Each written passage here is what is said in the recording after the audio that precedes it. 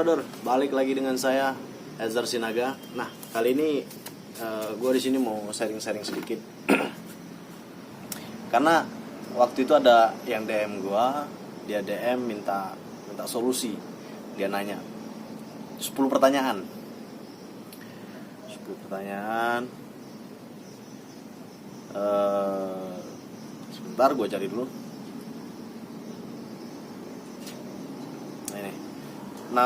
Namanya Jeki Mariski. Buat Jeki Mariski, nih 10 pertanyaan lu udah sama gua akan jawab satu-satu. Pertanyaan pertama di sini dia nanya, "Bang, apa aja hal yang bisa membuat kita berubah ke jalan yang benar, tapi kalau misal kita nak berubah, ada-ada aja cobaan."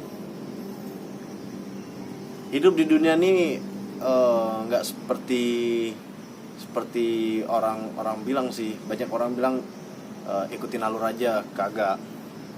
Hidup ini seperti jalan aspal. Kadang mulus, kadang bergelombang, kadang hancur. Tergantung sama lu nya aja.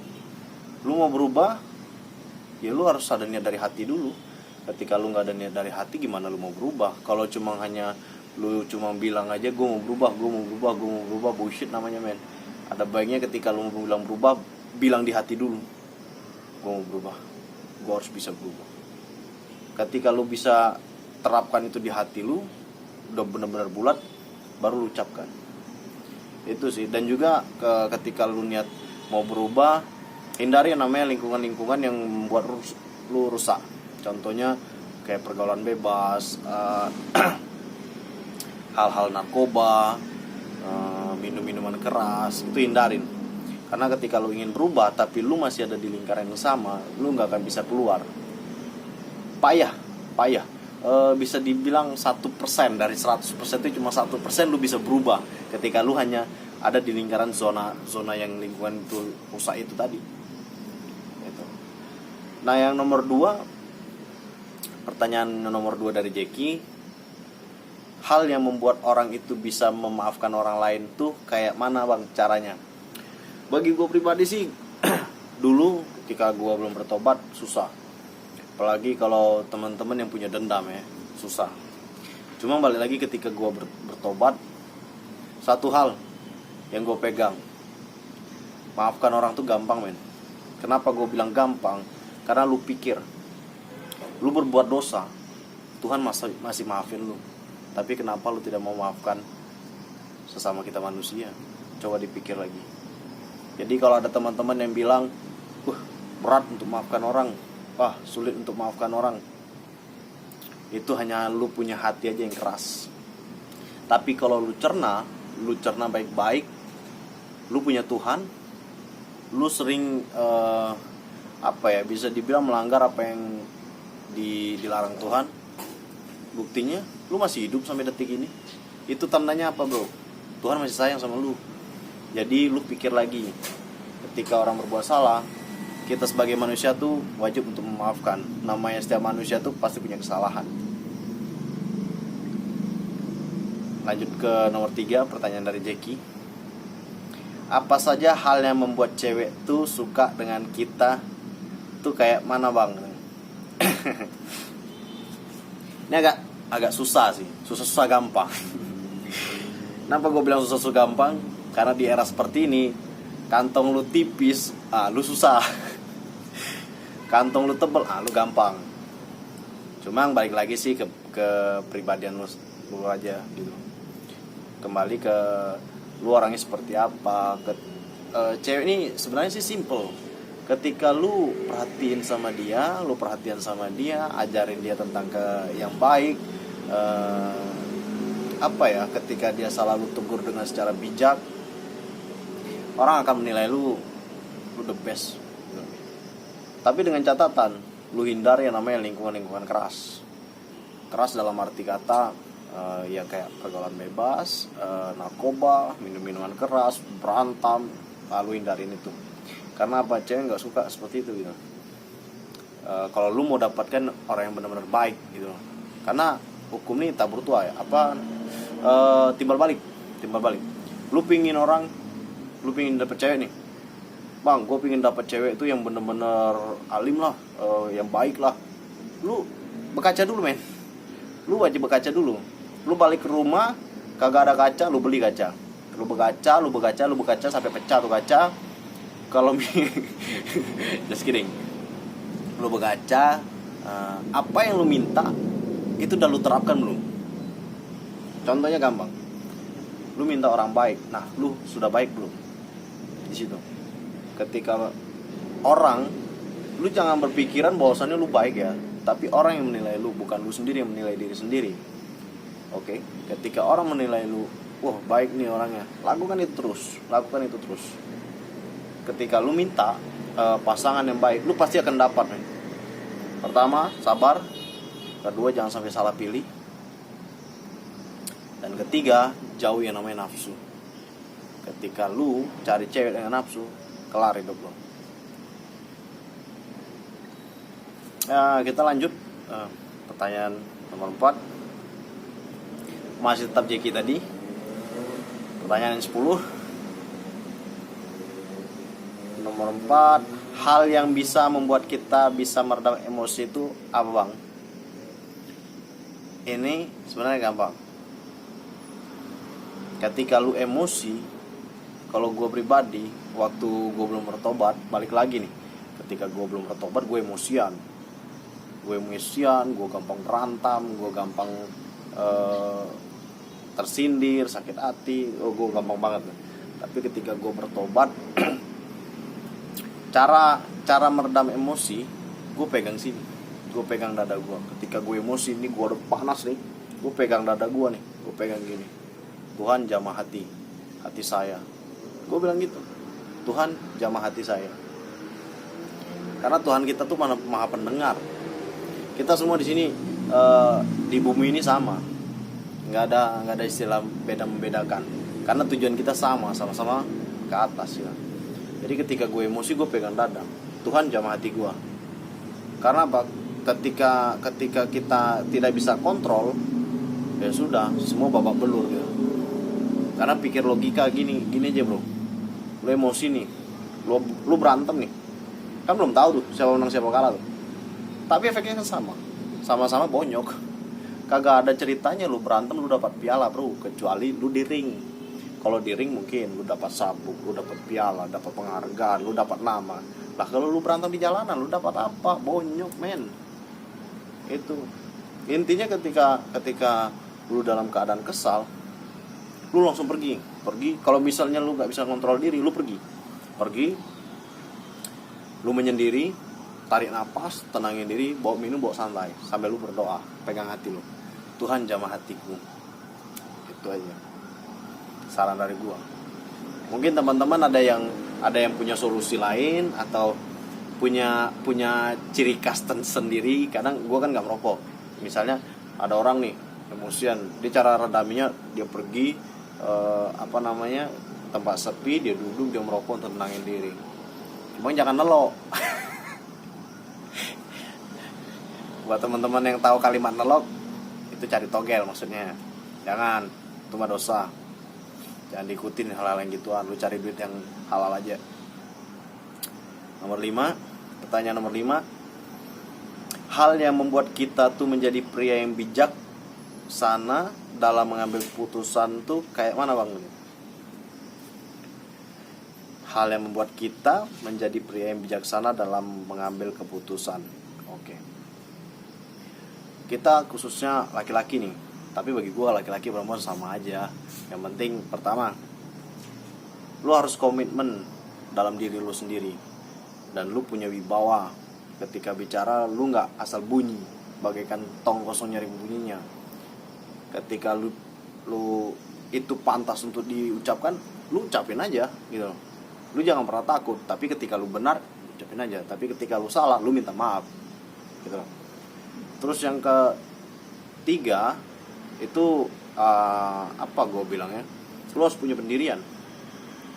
Lu harus punya pendirian A B B gitu loh. Jangan melenceng.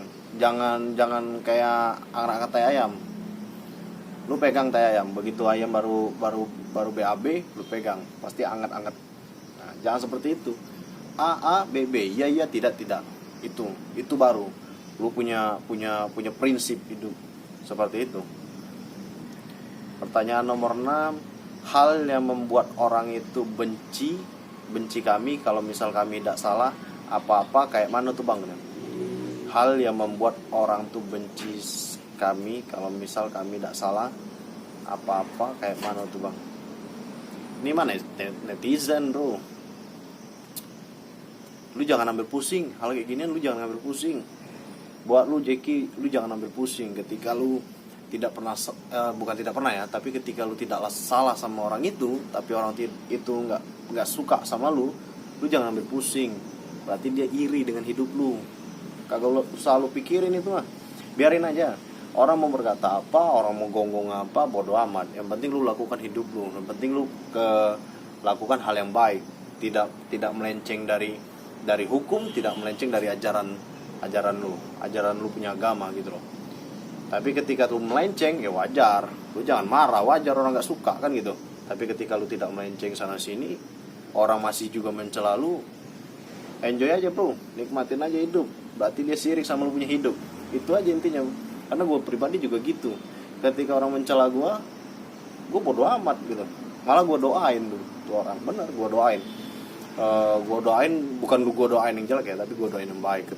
Gue doain biar hatinya pulih, biar dia tidak menyimpan iri sama orang, tidak menyimpan bisa dibilang ya kalau bahasa apanya. Pokoknya tidak iri dengki lah sama orang. Jadi biar dia tentram, gue juga tentram gitu loh. Biar jangan ada slack satu sama lain gitu. Itu sih kalau menurut gue. Gue kehantam cahaya matahari nih. Pertanyaan nomor 7, apa saja yang membuat diri kita tuh bang bisa melupakan hal-hal yang mengganggu pikiran? Hal apa aja yang bisa membuat kita melupakan hal-hal yang mengganggu pikiran? Tergantung apa nih? Kebanyakan orang kalau misalnya punya masalah nggak mungkin nggak dimasukkan ke sini, itu pasti. Cuma tergantung gimana cara kita menanggapinya gitu. Jadi ketika lu tapi ini yang untuk Jeki ini pikiran apa dulu nih? Nanti gue bahas pikiran masalah lu punya masalah, nggak taunya pikiran kotor, porno, kan salah nih. Jadi mungkin kalau misalnya bersifat negatif ya, mungkin kalau misalnya pikiran hal yang negatif, lu ambil kegiatan. Ketika itu pikiran sudah mengganggu lu punya hal negatif, itu mulai mengganggu lu punya pikiran, lu ambil kegiatan. Entah lu ngumpul bareng teman kek, entah lu nongkrong kek, entah lu main futsal kek, ngapain kek, itu caranya. Tapi ketika lu punya problem, lu punya masalah, lu simpan di sini, it's okay man. Tapi kalau lu simpan di sini jadikan beban, lu salah. Kenapa gue bilang salah? Percuma lu punya Tuhan. Kenapa gitu? Karena kita itu semua punya Tuhan. Ketika kita punya beban, punya masalah, kita doa, kita minta pertolongan Tuhan agar Tuhan ikut campur tangan. Itu solusinya. Jangan kita beban itu jangan kita pikul sendiri, tapi kita minta pertolongan Tuhan. Itu. Lanjut. Pertanyaan nomor 8. Hal yang membuat diri kita biar disukai dengan masyarakat umum tuh bang, kayak mana bang? Wah, sabar. Sebelum gue jawab, gue minum dulu bro. Haus men.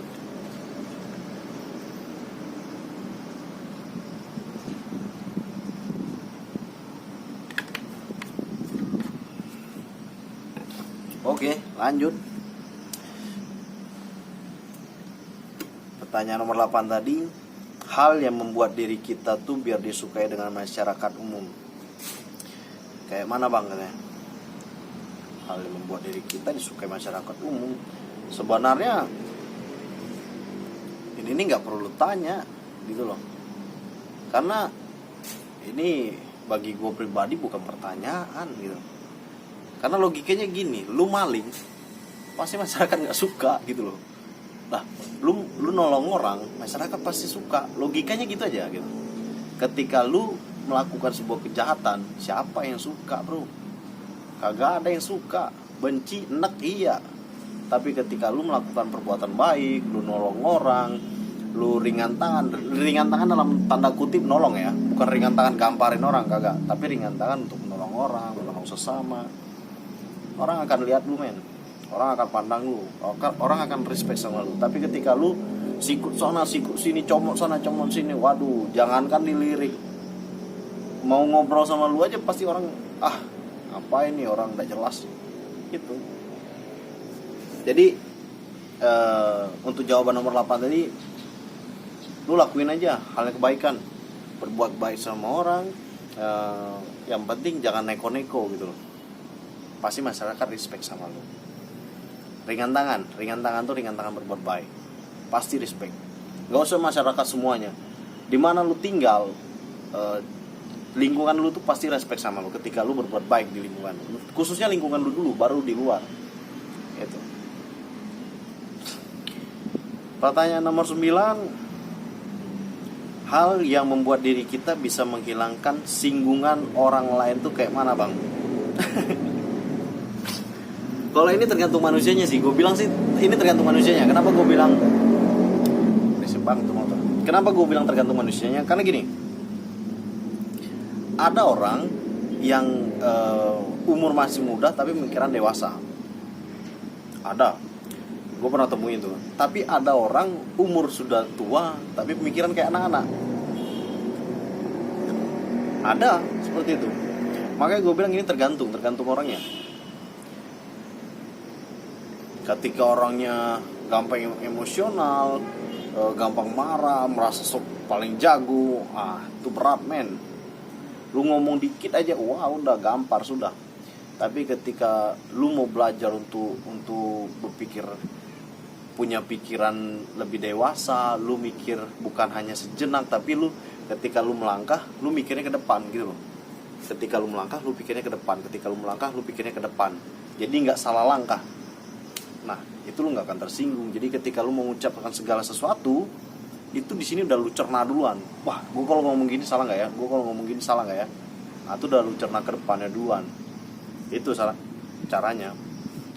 Jadi ketika orang ngomong sama lu, karena lu sudah dari awal lu udah mau belajar tentang kedewasaan, lu nggak akan gampang tersinggung. Bagi lu, ketika lu disinggung segala macam, lu bawa happy gitu loh. Kenapa gue bilang gitu? Karena ketika lu disinggung, lu gak mati, men. Siapa di dunia ini ketika disinggung mati? Kagak ada. Jadi ketika lu disinggung, lu gak akan mati gitu loh. Bawa itu enjoy. Ketika lu disinggung, senyum aja, cengir aja. Ketika lu disinggung, cengirin aja, senyumin aja. Bela bro, tepuk. Dia punya pundak, lu dekati, tepukin. Thanks bro, thanks. Lu hebat, men. The best. Next, lanjut kita pertanyaan terakhir. Apa saja sih, Bang, hal yang membuat diri kita bisa menggapai sesuatu, cita-cita, impian itu, Bang, akan menjadi kenyataan? Pertanyaan terakhir, the best. Jack ini masih sekolah. Gue lupa dia kelas berapa nih anaknya. Dia SMK. Jack ini. Jadi untuk pertanyaan yang terakhir, Jack, gue cuma mau bilang gini. Ketika lu punya cita-cita, lu punya impian, satu, lu jangan jadi orang yang gampang terpengaruh ke hal yang negatif. Tapi ketika lu dipengaruhi dengan hal positif, sikat. Tapi kalau hal negatif, jauhin. Kedua, lu harus gigih, ulet, bukan ulat yang di pon-pon ya. Ulet, istilahnya itu lu pekerja keras, jangan pemalas gitu loh. Ketika lu punya cita-cita, lu punya impian, tapi tidak lu imbangin, nihil bro, kagak ada artinya gitu loh. Lu punya cita-cita tuh bagaikan apa ya, angan-angan lu aja, gak akan pernah tercapai gitu loh. Tapi ketika lu punya keinginan, impian, lu punya cita-cita, lu semangat, lu gigih, dari sekarang pasti dapat. Gue berani jamin pasti dapat. Ketika lu tuh itu lu lakuin. Terus hindari yang namanya narkoba. narkoba ini nggak ada ujung pangkalnya bro. Yang ada lu malah terpuruk dan terpuruk gitu. Hindari yang namanya narkoba, hindari yang namanya pergaulan bebas, hindari namanya tawuran. Anak sekolah hobi tawuran nih, karena ya masa-masa gue orangnya hobi tawuran. Hindarin tuh, karena itu nggak bagus, sangat tidak bagus gitu. Ketika lu punya historis hidup yang mulus, yang bener-bener lu tata rapi, cita-cita lu, impian lu pasti terwujud. Itu saran dari gue. Nah, itu tadi saran-saran dari gue untuk pertanyaan Jeki siapa tadi ya? Jeki Mariski. Itu tadi solusi dan masukan dari gue. Ya, lu mau lakukan bebas, lu tidak mau lakukan juga bebas, karena gue nggak ada maksa. Gue hanya sekedar untuk ngasih lu masukan bahwasanya kita nih hidup berbagi pengalaman gitu. Ketika ada orang yang pengalamannya lebih dari kita, apa salahnya kita minta sama orang itu? Sama gue pribadi juga gitu. Ketika gue merantau, gue ketemu orang di sana, gue bertukar pikiran, gue sharing. Jadi apa yang dia pernah alamin gue dapat gitu. Apa yang gue pernah alamin dia dapat itu. Jadi jangan pernah pelit untuk berbagi ilmu, jangan pernah pelit untuk berbagi pengalaman. Buat teman-teman yang lain kalau punya historis, mau sharing-sharing ke gua, is okay. Mau tanya jawab sama gua, is okay. Bisa DM gua nanti di Instagram gua Ezra Sinaga. Nanti gua tulis di deskripsi atau nanti gua tulis di bawah sini.